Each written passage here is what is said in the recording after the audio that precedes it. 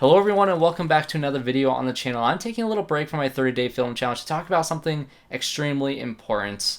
And I think it's time to take a look back 31 years ago to the film Do the Right Thing. Do the Right Thing is a film following the events of the hottest day of the year in Brooklyn, New York, as hate and bigotry builds up within the city until it explodes. Now you may see how this film may be relevant today as it was back in 1989. 1989, and it's still just as relevant, even as it was just as relevant even long before its release. And of course, if you don't know what I'm referencing, I'm of course talking about the events that took place in Minneapolis a few days ago, which led to the murder of a local black man named George Floyd by a police officer just a few days ago. Now, by the end of the video, I'm going to loop back and talk about our real world events happening right now, but for right now, let's just do a deep dive into the film Do the Right Thing, directed by Spike Lee. And since I speak best through film, I think analyzing the ending of Do the Right Thing is the perfect thing to do. So if you have not seen Do the Right Thing, I highly recommend all you guys to see it. And if you do still watch this video despite my spoiler warning, I guess, this spoilers will not ruin the movie for you in any way. I still highly recommend watching this movie because I'm only going to scratch the surface of what's in this movie. This movie is very expansive. It has a lot of different things in it, a lot of different moving parts, and this is only a small part.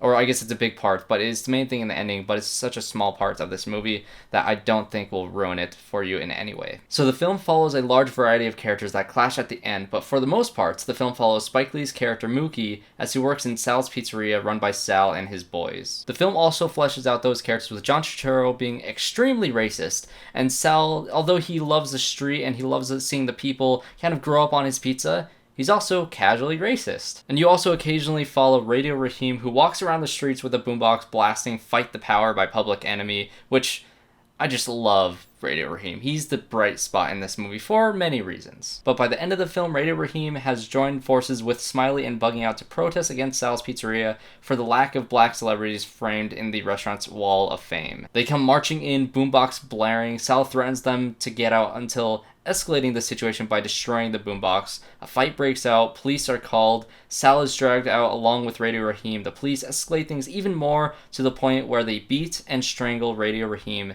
to death. Now this is the part that I really wanted to talk about here, especially the events that take place immediately after the death of Radio Raheem. Now at this point there is a large angry crowd of people who are just pissed off at the events that just happened surrounding the restaurant, surrounding Sal and his boys, and Mookie decides to take action by throwing a trash can through the window of the pizzeria, starting an entire riot of them destroying this building, light it on fire, and just burning it to the ground. Now, why does Mookie do this? Is he the one inspiring all the violence and destruction? Is he the one that's creating this angry, violent riot?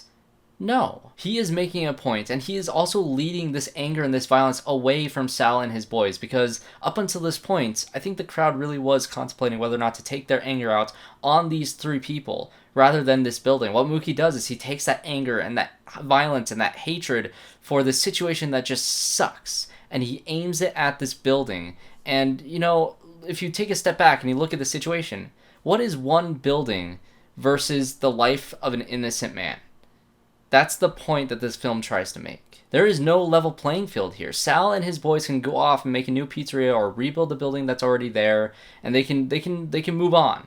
But what can Radio Raheem do? He can do absolutely nothing because he's lying there on the ground, murdered. This is what I am talking about. The world has taken a stand, and the Black Lives Matter movement and all these protests have expanded in a way that is truly amazing to me. It has spread from coast to coast, from LA to New York, from Minneapolis, all the way to the UK. Things are happening in London and in Berlin and in Toronto. And of course, I'm based in Denver, and this is happening here in Denver too. And it is amazing. These voices need to be heard, and they are being heard. And this is, despite everything going on with the virus, I think that people should be safe. And I think that's the main point that I want to get across with everybody going out and protesting. Be safe, wear masks, try to social distance. I know that kind of defeats the purpose, but when things go out of hand, which they have been going out of hand, just be safe and take care of one another and just look out for each other. Am I partaking in the burning of buildings, and do I condone the violence that's happening towards like that one poor AutoZone? No, I'm not partaking in any of that, and I don't necessarily condone it. But am I mad at the people who did that? No, it's a building.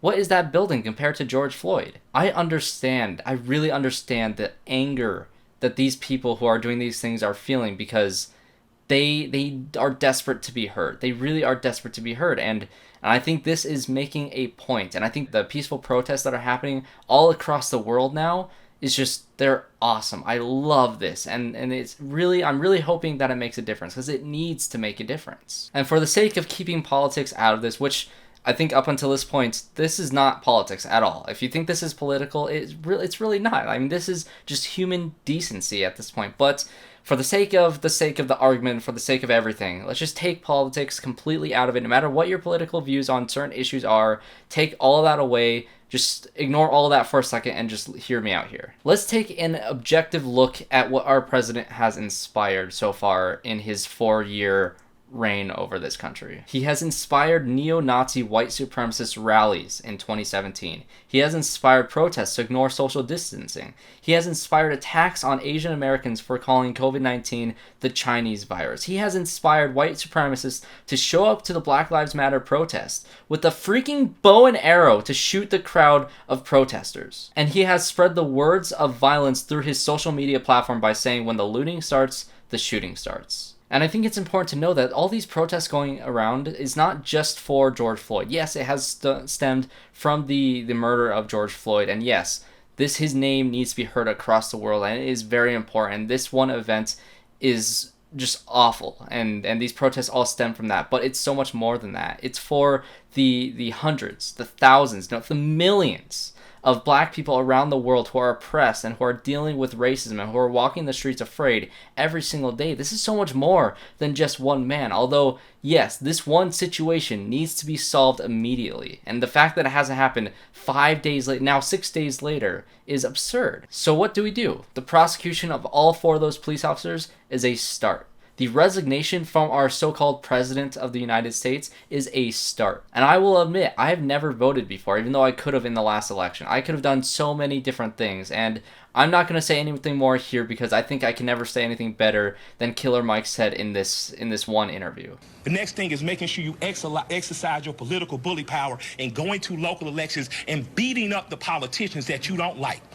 You got a prosecutor sent your partner to jail and you know it was bullshit, put a new prosecutor in there. Now's your election to do it. So thanks for watching this video. I know it was kind of about Do the Right Thing and mostly about other things, but definitely watch Do the Right Thing. I think it's an amazing movie. It's so well directed and acted and shot, and just everything about the movie is incredible. I think it's a great discussion point. I barely reached the surface of this movie. It has so much to say, so I definitely recommend all you guys to go seek out this movie. I believe it's on Stars, if you guys have Stars, but support it, buy it. I think it's a very important movie. So thanks for watching this video. Rest in power, George Floyd. There are links in the description below to a bunch of different foundations for the Black Lives Matter movement and for everything going on around in our world. If you have more for me, comment below and I will add them to the list. I will be donating to some of them as much as I can right now. But I highly recommend all you guys to do what you can. If you are out there protesting, be safe. Like I said, take care of one another. If you see somebody go down, go to them and help them out, and just be safe.